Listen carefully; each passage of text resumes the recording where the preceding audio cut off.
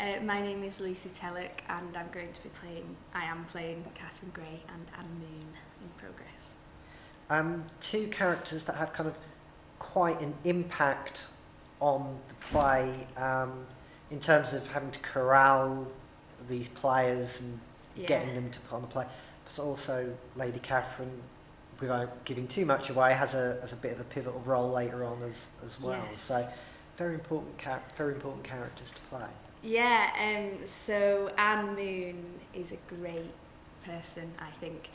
She's the anchor, I think, to the play. She has to sort all the men out. She's a strong woman. She's been through a lot of trauma in her life, but she has to sort of stay tough for everyone and organise all the men. And she also takes a directorial role in directing King John. And Lady Catherine Gray is another great character. She's a young girl and she is the scandal, and without giving too much away, she admits something to Sir Robert Dudley which turns out to be very bad news for her in the end. And Anne in particular, I mean, has a lot on her plate. So these are quite a bunch of men to manage for one reason and another. Yeah, they are. Yeah, they're all really different. Obviously, she's got Peter, I love their relationship. They are completely different, actually, but they have a very strong centre and love. But Peter is obviously quite a really kind and almost vulnerable character because of what he's been through, so she has to stay strong for him. And then you've got Robert, who has, without giving too much away, a trauma within the play, and she sort of has to rally them all up to go again and keep rehearsing and keep going despite what they've all been through. And Nicholas is reckless and she has to calm him down, and basically she's on the verge of some sort of nervous breakdown throughout the whole thing. But she's great. Obviously, you all do a Suffolk accent in it, which is an incredibly difficult accent. And now, did you all kind of work on that quite a bit, or? We had quite a lot of fun actually with the Suffolk accent. I got some private tuition with a woman who works at BBC before rehearsal started, because obviously my accent's a Lancashire accent, so it's quite far away. So I did that, and then we also had Kirsty, who works at Red Roshi, and her nana has a very sensational old Ipswich accent, which was almost, we couldn't understand what she was saying. So she was amazing in helping us, and we recorded her, and I was listening to her, and Joe throughout the rehearsal process just reminded us about some of the vowel sounds. But yeah, it's hard, but I think we've got there.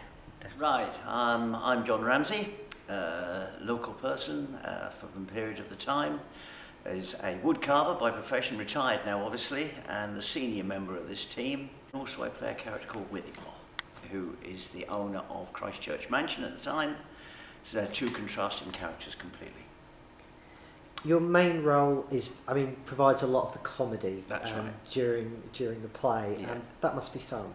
It's great fun to do. I mean, like all comedy things, it's the timing that's important and who you're working with, and there's a great team here. So I don't have much trouble with that, but and also the writing, of course. And if you've got the writing, then you can work with anything you can do. It's not a problem. Your character is kind of notorious for having bad timing. It must need really good timing to have bad timing. Exactly, yeah. I know exactly what you're saying. Yes, and it took a bit of working out in rehearsals. We did concentrate a lot on it because it isn't easy always to get the timing right, and it's got to be, as you say, it's getting the bad to look right when it's got to be correct, and that is not easy. Important to say to people, although this is there's a lot of drama, there's a lot of emotion. There are light moments. There are light moments, well. Yes. Basically due to the characters and how they interact with one another. Good fun. Hiya, my name's Tom. I'm playing Dr. Argentine and Robert Wardle. Robert, especially with the sort of what happens to him and his wife during the play, is very emotional. And something that, although was very, very common back then, still didn't lessen the effect of that happening when it did happen. It's still something that today happens quite frequently, but still doesn't lessen the blow. And I think that's sort of the way to look at things, like the tragedies that happen like that, is that even though it was the Tudor period, but they're still humans and they're still people, and they still feel the same. They're still built of the same things we're built of. So that was really important to look at that. And obviously he's quite an unusual chap. He's quite fun and outgoing, but he doesn't really have a clue about acting or putting on the play for the Queen, which obviously they're striving to do towards the end of the show. And yeah, they're just really, he's just really striving to do his best, even though his best is not the best acting in the world. Given the loss that he and his wife go through, putting on the play becomes very important to him. Yeah, absolutely. It's very important. It's almost a therapeutic thing for him to go through, to keep doing the play as something to hang on to and something to strive towards when everything else in his life at that time is a bit fruitless maybe, and he feels a big loss. Whereas that is something huge, like the Queen coming to visit, being face to face and performing to the Queen a few yards away, would have been huge back then. It would have, I don't think there is really a comparison we can give it nowadays. Someone's idol in the celebrity world doesn't really do it justice. So yeah, I think it really is something that is unique back then, almost like a mythical figure coming and being in front of you. I'm Elsa Bennett, and I'm playing Elizabeth I and also Lizzie Trunchfield. A very powerful woman, and also you play a woman who's not had the easiest time in life as well. Two very different roles for her. Yeah, it's really, really nice to play two such contrasting characters, because obviously Elizabeth I, you've got all the power, and in every scene, everyone's looking to her to see where it's going to go, and then Lizzie, who just is a little fly on the wall and just watches everything quietly.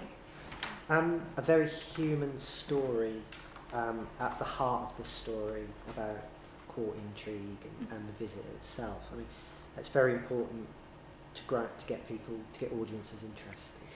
Yeah, I think as cheesy as it sounds, everyone likes a love story, and that is what is at the heart of it, specifically for Elizabeth and Dudley. And having obviously researched it and looked into it, it's actually really sad because they were never together in the way they wanted to be. Which is quite heartbreaking, really.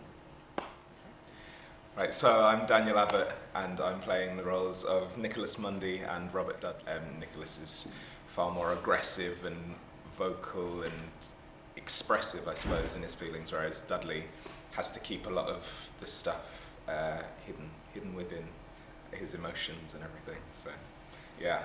But I mean, very kind of, sort of both passionate in their own ways, and it's an important story to tell. Yeah, massively, because it's so true of modern life. There's people who deal with emotions and frustrations extremely differently, and you've got here a perfect example of two people who actually neither of them deals with it particularly well, and consequently they don't lead the lives that they would like to lead. So, yeah. Regular now with Red Rose Chain, obviously Theatre in the Forest before. What's it like performing in the Avenue Theatre? It's brilliant because we sort of, during the summer when I was here, we saw it literally being built from the ground up. So to see it come to what it is now, which is it's amazing space, is really, I mean, I don't want to say rewarding, but it is. It's like you sort of feel like you've been here since the birth of it, which is really nice. And you're in the cast of Different Buttons? Yes, and you've been rehearsing for that today. Yes. How's that going? Yeah, really well. We only started yesterday, but today we've been rehearsing all day, working hard. It's just starting to get everything in order and figure out the journeys of the characters and stuff. And again, another important issue as well. Massively, and something that like this, it affects so many people today. It's a really contemporary issue that I think it's really good to address things like that. My name is Robert Jackson, and I'm playing Peter Moon and the Vicar. It's a very emotional role that you play. It's important to Peter Moon. This play. Absolutely. We know that in the few years before Elizabeth visited Ipswich, when Mary was on the throne, Peter ended up in the Tower of London for his Protestant beliefs. And then when he was questioned by the Bishop of Norwich about his beliefs, he buckled in and he said that he was a Catholic and that he went along with that, which obviously he wasn't. And so this has haunted him for the last few years, really. And so this is his opportunity to do something important for the town and try and get his reputation back, really, which has disappeared for the last few years. And you play the drum? I do. A lot in the play. Could you already play the drum? Did you play that? No, I started playing the drums when I was in high school. So I haven't played it for a few years. And then when I auditioned for Progress, I originally auditioned for another part in the play. And then Joe found out that I played the drums, and that's when we started to look at Peter Moon, and that's the character that I ended up playing. So I had already played the drums for quite a few years before. And why should people come and see the play? It means an awful lot to Ipswich. It's a very powerful story which a lot of people probably don't know about. It's not particularly well documented. Jo didn't know about it before she started doing all of the research for it. But it's a beautiful story about real people who lived in Ipswich and what they achieved, and it really shows how much it meant to them, really. And so it's lovely that we've got the opportunity to tell their story.